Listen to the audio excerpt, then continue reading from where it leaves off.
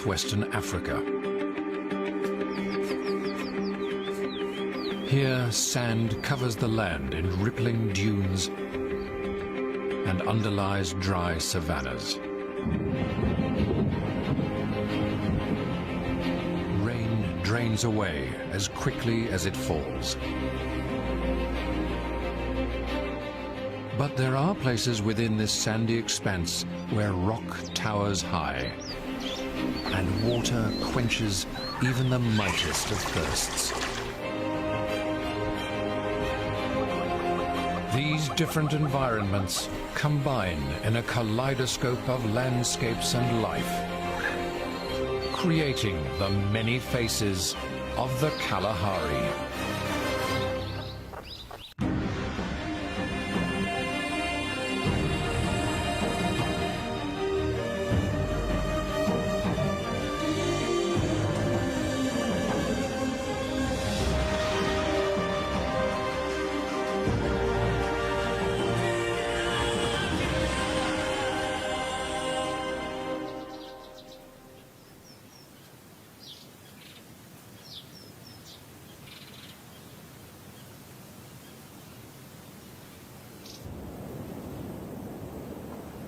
Kalahari, a word meaning place of great thirst.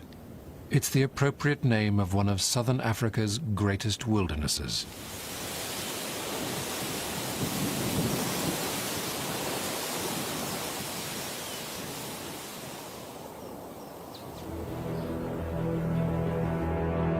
The Kalahari stretches over an area 25% bigger than Texas, on a high, flat plateau in southwest Africa. 60 million years of erosion have covered the bedrock across this expanse in sandy soils up to 200 feet deep. These sands shape and define this arid land. Unpredictable rains quickly drain through them, leaving the surface devoid of water. This is a place of extremes, with scorching summer days and freezing winter nights. It's a place known for its hardy plants and animals. These have adapted to make the most of scant resources, surviving despite the harsh conditions. But within this expanse, there are exceptions. Habitats that provide for a huge array of life. Rocky outcrops rise from the middle of this sandy expanse, the landscape's only vertical feature for hundreds of miles. Their caves offer moist, shady refuge in a sun-baked land.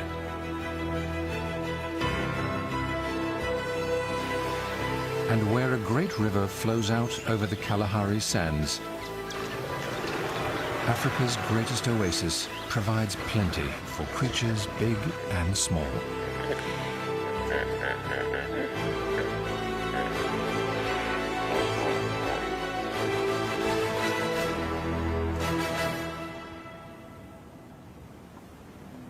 In its massive expanse, the Kalahari is truly one of the wildest and most diverse lands in Africa.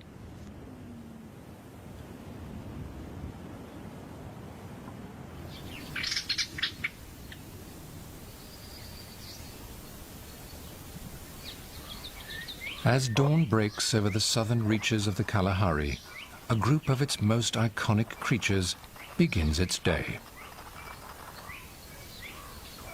Meerkats.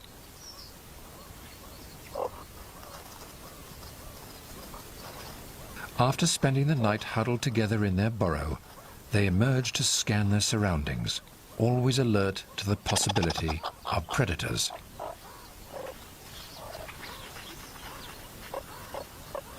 And today they must be extra vigilant.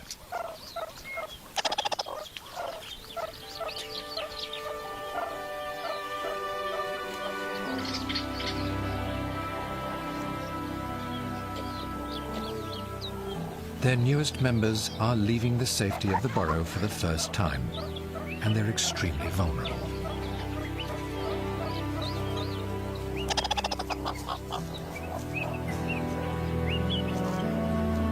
The pups are just 3 weeks old.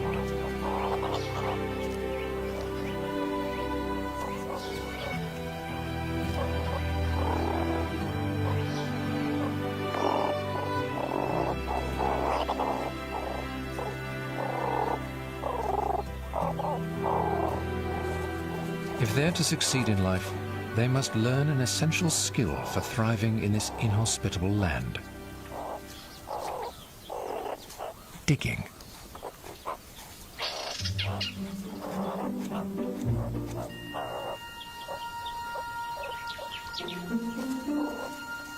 Meerkats' sharp claws make them experts in this field, helping them thrive in their sandy habitat.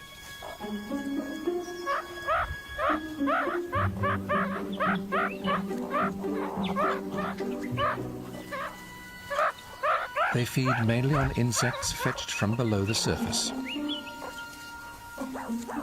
The pups' older siblings and cousins will dig up prey for them for the coming weeks, supplementing their mother's milk.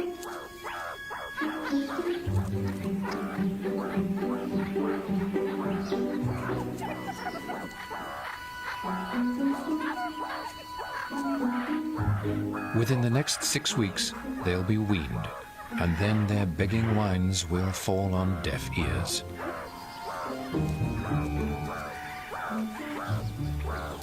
They must learn to find their own food before then, if they're to survive. But the ability to dig is crucial for more than just food. As the midday sun beats down on the Kalahari, summer days average 100 degrees Fahrenheit and can soar above 105. Now, in the middle of winter, nights can plummet to 10 degrees.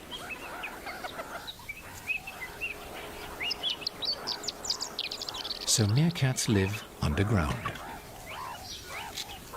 The meerkat's burrow is insulated by as much as 7 feet of sand, keeping temperatures comfortable despite the extremes outside.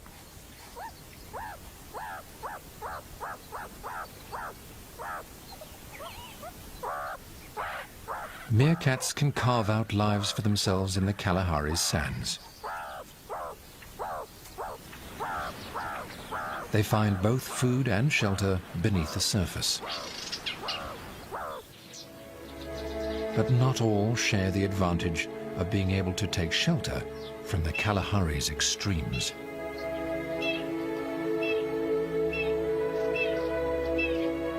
On a cold winter morning, this ostrich lies in the sand, trapping its body heat in its dense feathers.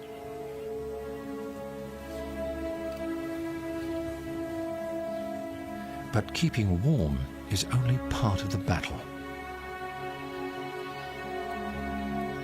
As the sun rises, so does the temperature, and even winter days can top 86 degrees Fahrenheit.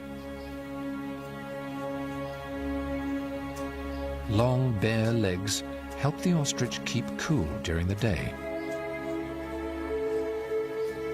And spreading her wings allows for maximum airflow.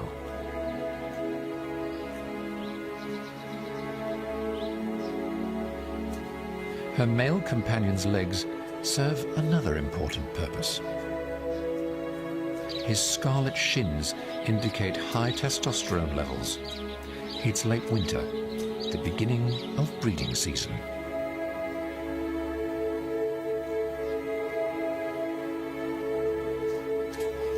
He ushers another male away from his territory and his harem of 3 females.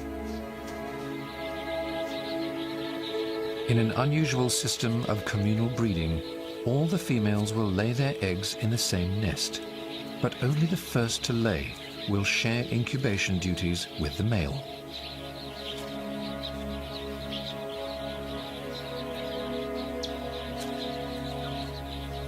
The other females need only look out for themselves.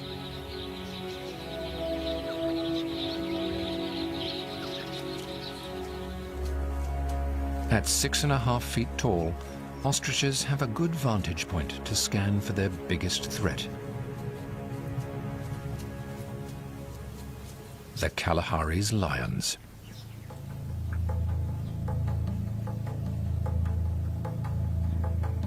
This big male has recently formed a coalition with a younger accomplice. Together, they control a territory of around 1,000 square miles, and the right to mate with the pride of females living in it. Now, in the height of the dry season, they know that prey congregates in dry riverbeds.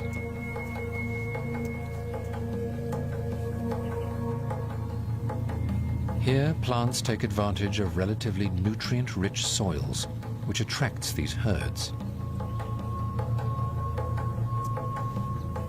Even here, few big herbivores can survive, so Kalahari lions rely far more on small prey than their counterparts elsewhere. A springbok ram would make a decent meal for the males.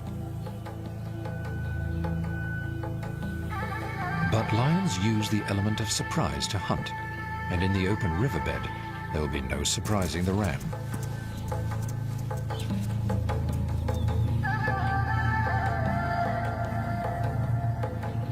Springbok can run at almost 55 miles per hour, a good deal faster than the apex predator.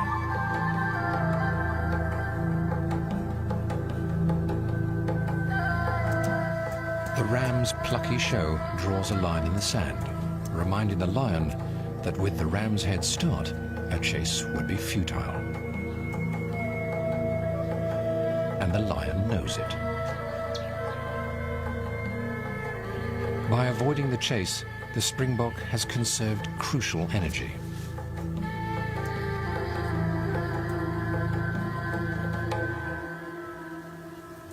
The lions will wait for the cover of darkness, when they are less likely to be spotted.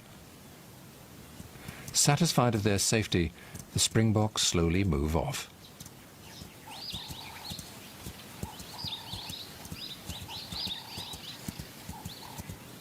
They use these dry riverbeds as highways through the sandy land, finding food here in the toughest times.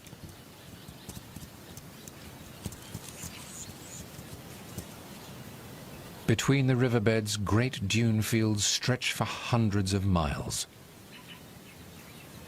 forming iconic landscapes in a wilderness dominated by sand. But some 500 miles to the north, an entirely different form rises from the Kalahari floor. The Tsodilo Hills in northern Botswana are rocky islands in a sea of sandy soils.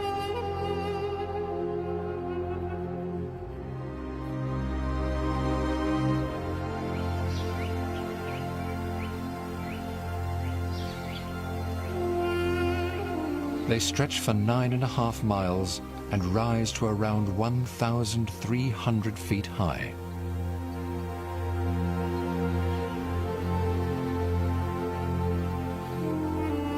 It's more than 150 miles in any direction to their nearest equivalent in elevation.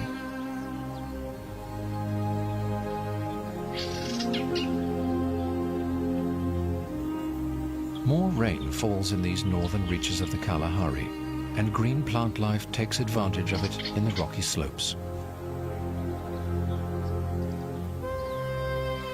Formed under high temperatures and pressures deep underground, these hard quartzite rocks have withstood the effects of erosion over millennia.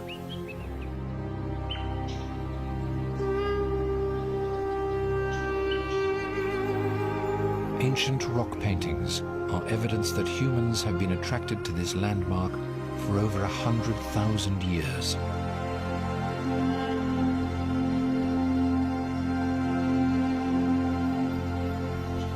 These hills offer more than a glimpse into the past. they are a shady refuge to a variety of life, including a species that lives nowhere else on Earth.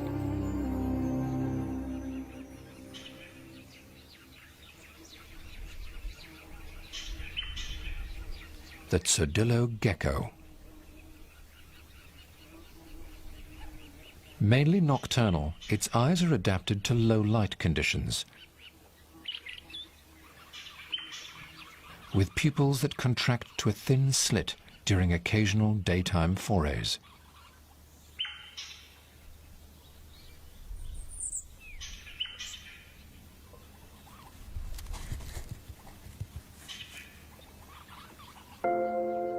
To grip the rocks, the gecko's toes have adhesive pads covered in microscopic hair-like structures.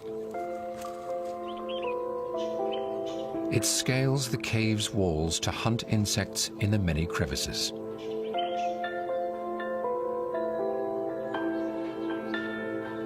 Mottled skin helps it blend in with its rocky home and escape the attention of predatory birds and small mammals. Ear holes lead to sensitive tympanic membranes that make hearing one of its most acute senses.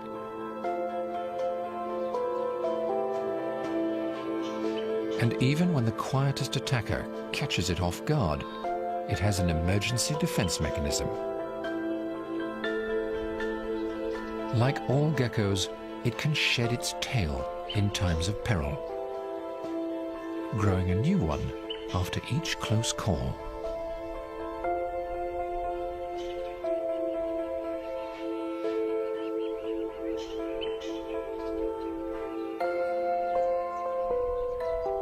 This species has evolved to live in the rocks of these isolated outcrops, and Tsodillo geckos rarely venture onto the sandy savanna beyond.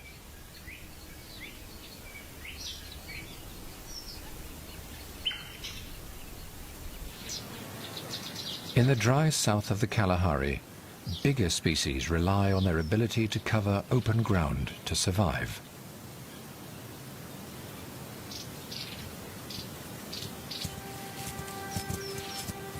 Here, herds of hartebeest roam over home ranges of up to 380 square miles.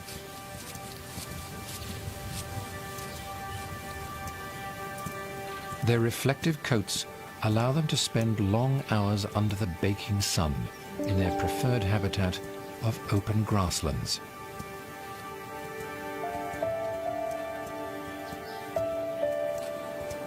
But these large antelope struggle to find enough food during the driest part of the year.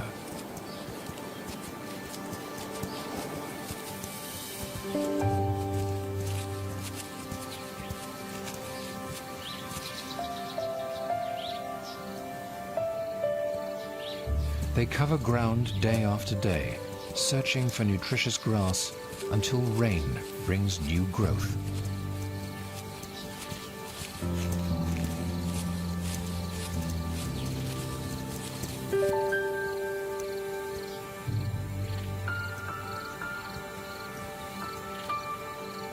As the sun sets, they'll stop and huddle together to avoid attracting the attention of lions.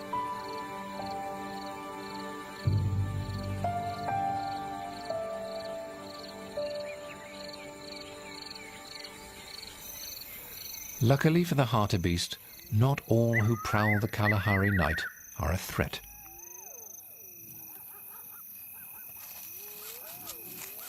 These bat-eared foxes have spent the day in their den, avoiding the heat.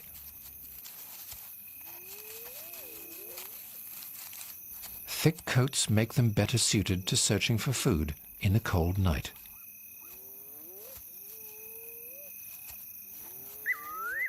And they are excellently equipped for finding prey in the dark.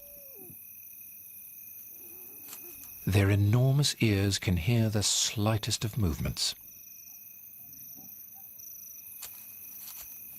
even below ground.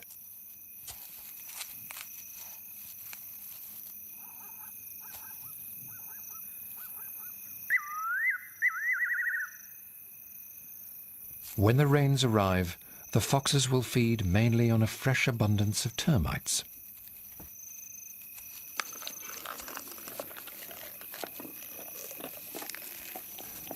But during the dry winter, they turn to hunting rodents.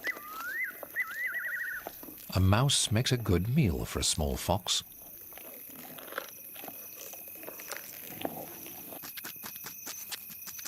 Their adaptable diet will carry the foxes through to the easy pickings of the rainy season.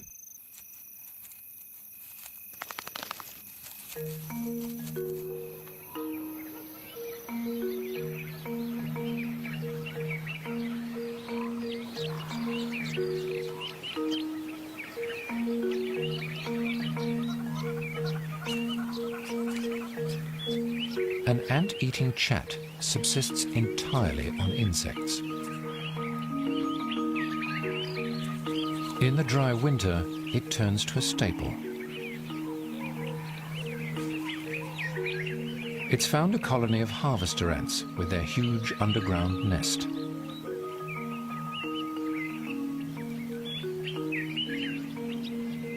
It offers insulation and protection from most predators. But the ants must eat. An army of workers heads out to gather food in the form of grass seeds. On this small scale, a grass seed represents relative plenty, and the colony can thrive.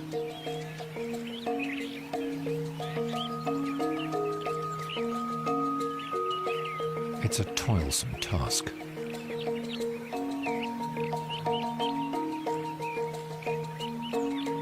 But they go about it with busy determination, returning their spoils to the hordes below ground.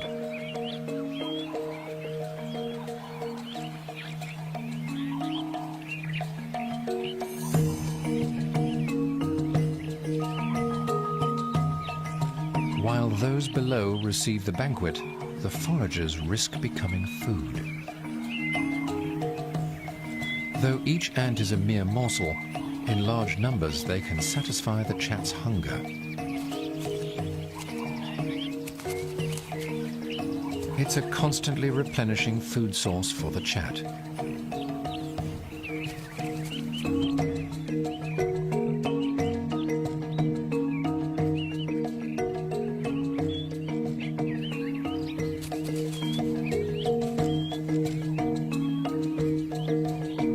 Very small creatures can find all they need in the driest parts of the Kalahari. But the mosaic of landscapes in this wilderness provides for animals of all sizes. 465 miles to the north, there's another exception to the Kalahari's general severity.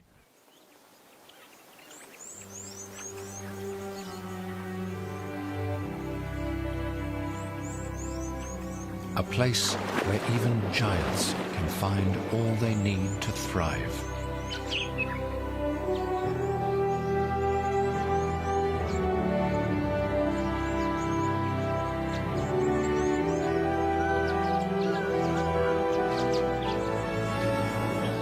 What starts as a trickle some 1,000 miles away in the Angolan highlands steadily grows to become the mighty Okavango River.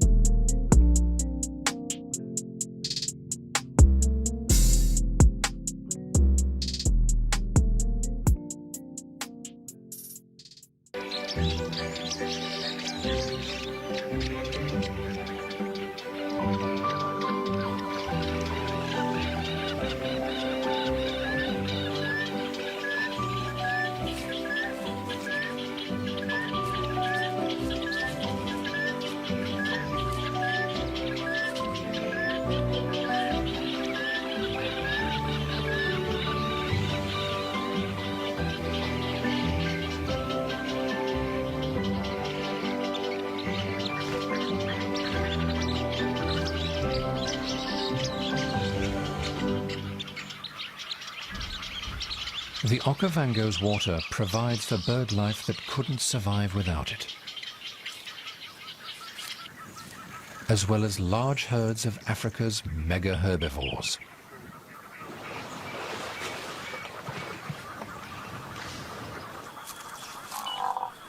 Buffalo must drink at least once a day, so most of the Kalahari is uninhabitable to these large grazers.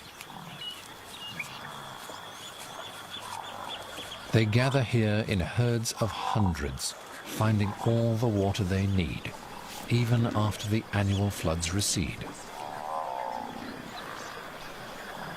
But they dare not wade too deep. Danger lurks in these waters.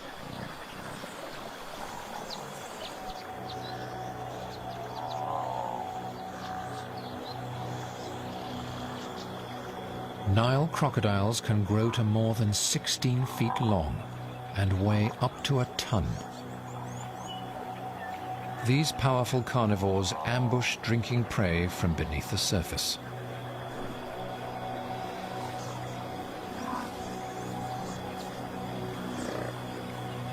But powerful jaws can be menacing to more than just their prey.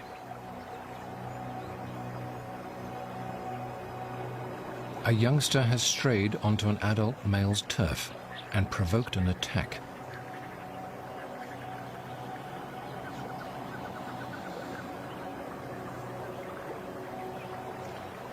The battle-hardened veteran has only half of his upper jaw, but it's enough to hold fast on his opponent. He takes a few deep breaths to prepare himself for an explosion of energy.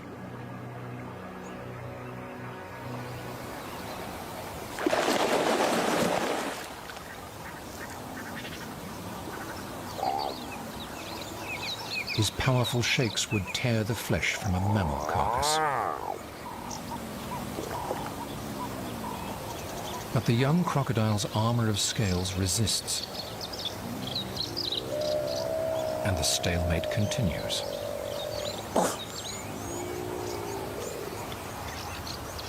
The old male is strongest in the water.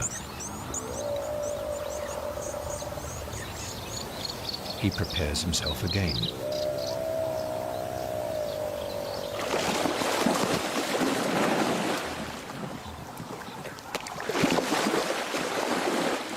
This time the youngster bites back.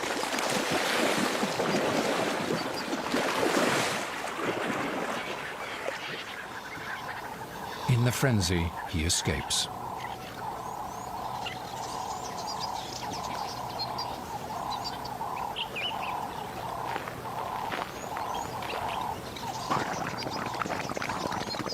The scarred old male blows bubbles of aggression. Eventually, he emerges to warm himself on the bank and regain his energy. He has asserted his dominance among the crocodiles. But even he isn't boss in the Okavango's swamps. This title belongs to the hippopotamus.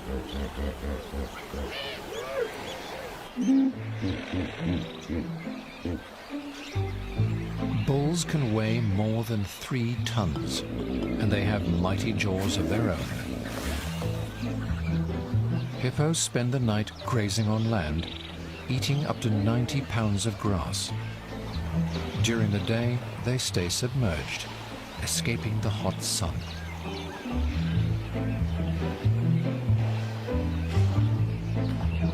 And water lilies make a great snack to get them to dinner time.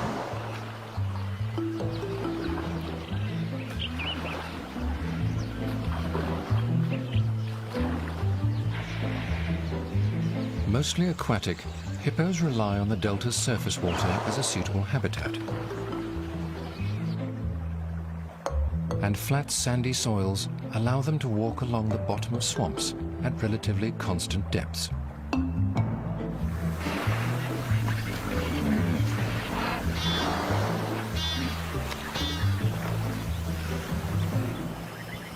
But it's a plant, rather than an animal, that takes advantage of the delta better than any other.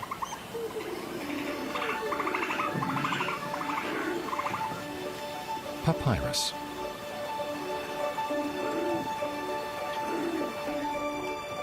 This is one of the fastest growing plants in the world, and it dominates the waterways.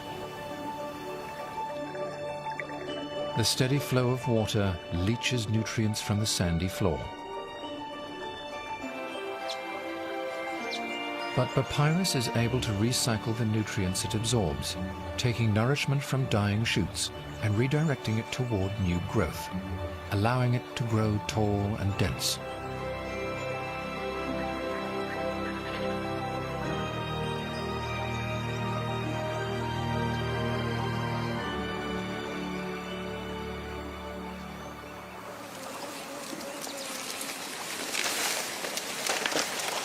It's a banquet for the world's biggest land mammal, the African elephant.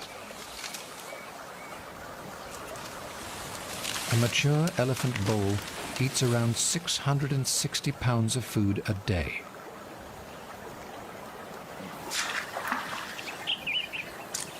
He feeds on a huge variety of plant matter.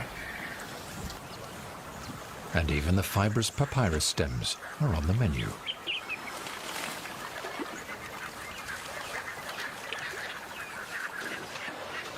Thanks to the Okavango's abundant greenery, in this wet corner of the Great Kalahari, elephants thrive in high concentrations.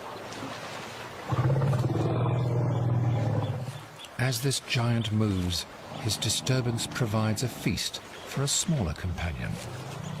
A cattle egret can snap up insects flushed from the grass, taking advantage of a feast on a smaller scale.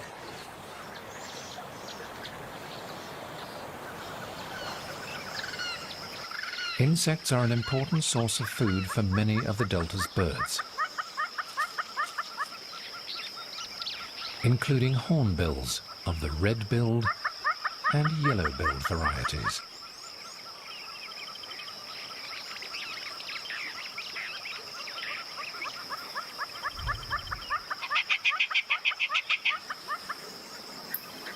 But there is another hornbill here that needs more than insects to get by.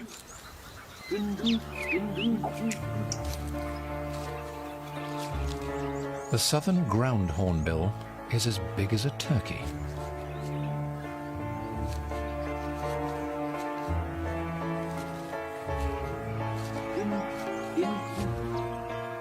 They spend their days patrolling territories of up to 38 square miles on foot, looking for food. This group's territory includes part of one of the delta's large islands. The floodwater doesn't reach here, but despite the dryness, there is food to be found. Hornbills will eat anything from insects to reptiles, and even small mammals. This leopard tortoise is in danger.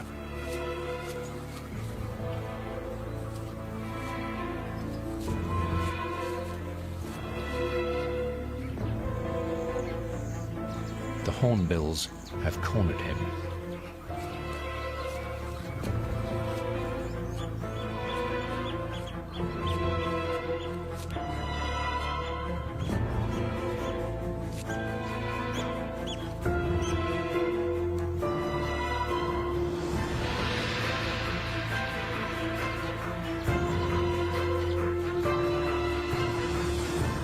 But they can't remove him from his shell.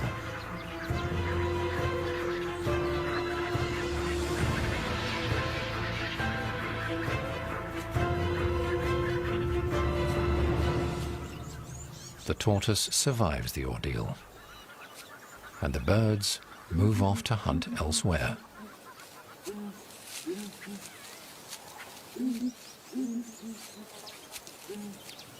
With enough territory on the delta's dry islands, the hornbills can find all they need.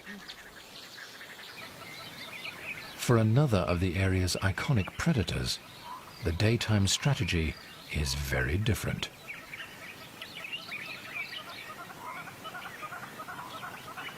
This young leopard has recently gained independence from her mother.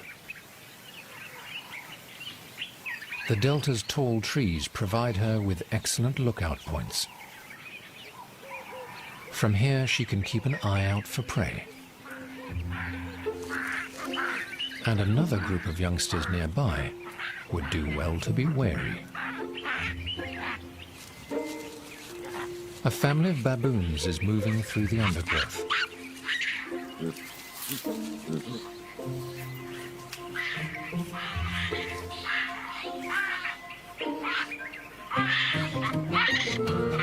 Theirs is a relatively easy life, surrounded by the delta's lush abundance.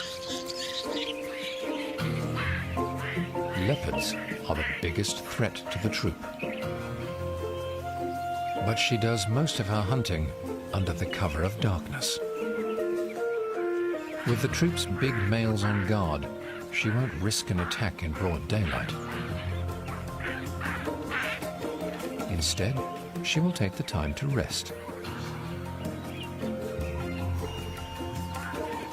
And the young baboons can play without concern.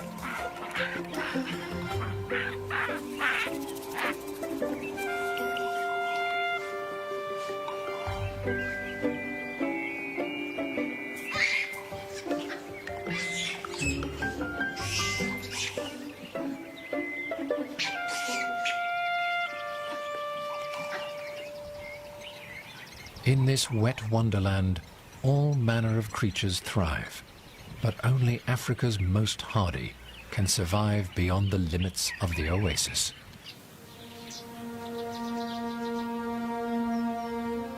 In the height of the dry season, the south of the Kalahari has very little in the way of greenery, and even less surface water.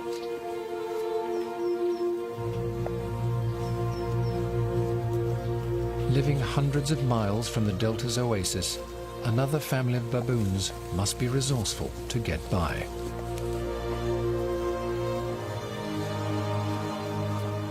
But even here, they can find enough to sustain themselves.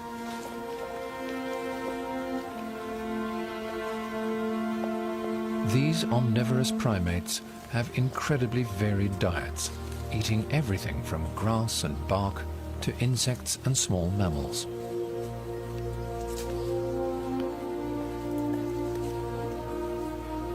Dexterous hands allow them to pick exactly what they're after from the foot of an acacia tree.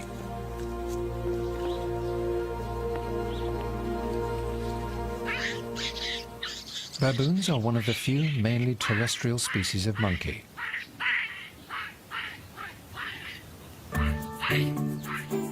But they're no slouches when it comes to climbing.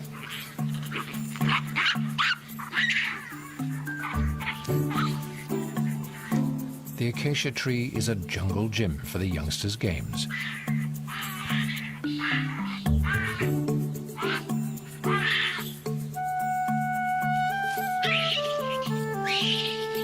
Despite the desolate appearance of their habitat, the troop is healthy enough to expend excess energy playing.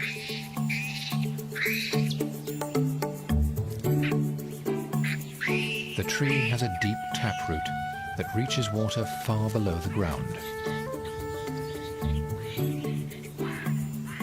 This allows it to grow new shoots, food for the baboons in even the toughest of times.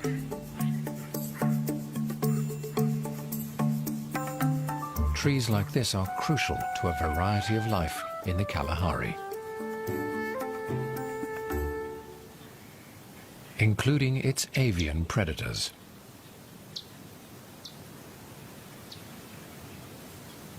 The talons of a Verreaux's eagle owl are strong enough to lift its own weight in prey. It hunts by night and sleeps the hot day away in the treetops.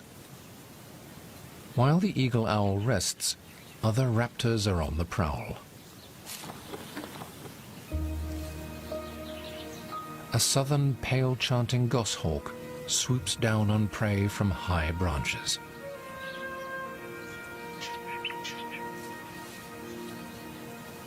While it eats its latest kill, someone else pays close attention.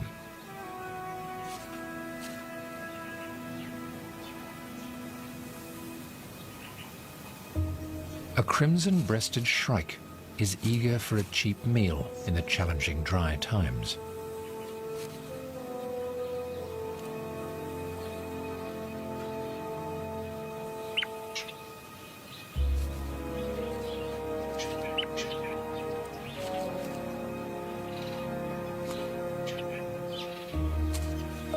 The goshawk isn't fazed by the smaller bird, and it's unlikely there'll be leftovers.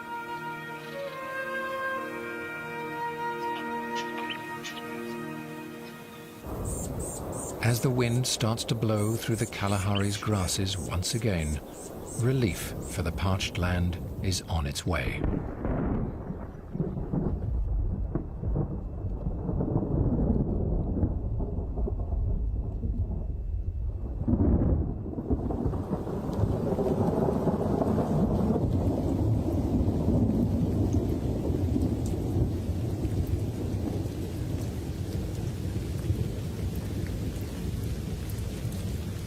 Finally, rain brings some moisture to the land.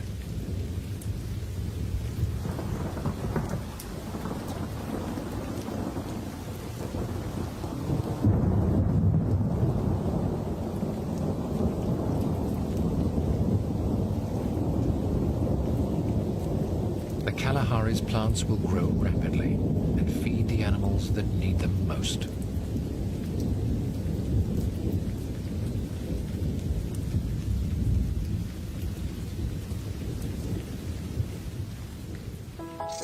As the clouds break and the morning sun returns, the Kalahari bathes in new light. For all life here, the brief downfall has spurred a timely boost in food supplies.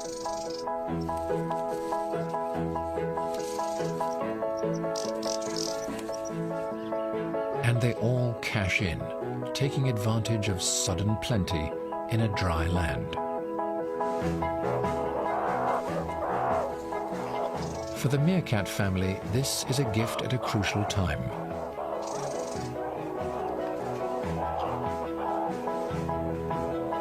Every day brings the pups nearer to fending for themselves.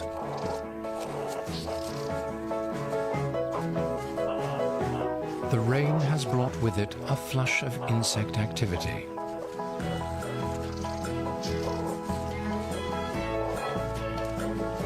Feeding the pups as they gain confidence and experience.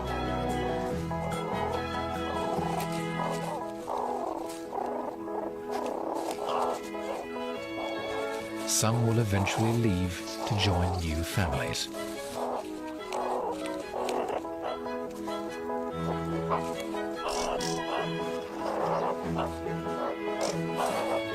But the pack will remain strong, working together to raise one generation after the next.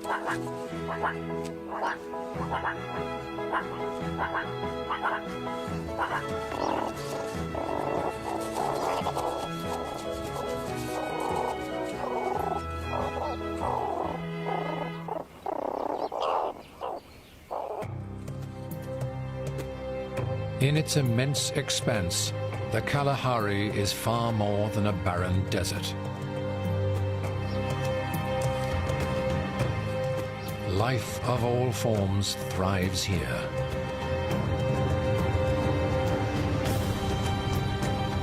In a land underscored by sand, rocks provide crucial refuge. And a mighty river floods far and wide.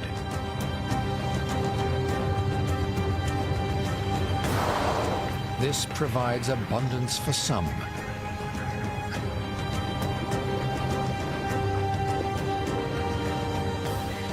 while elsewhere the hardy must make use of what's on offer.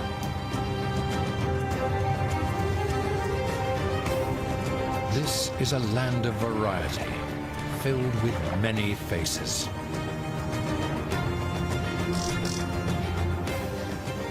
A collage of life and landscapes that make up the colorful kaleidoscope, which is the Great Kalahari.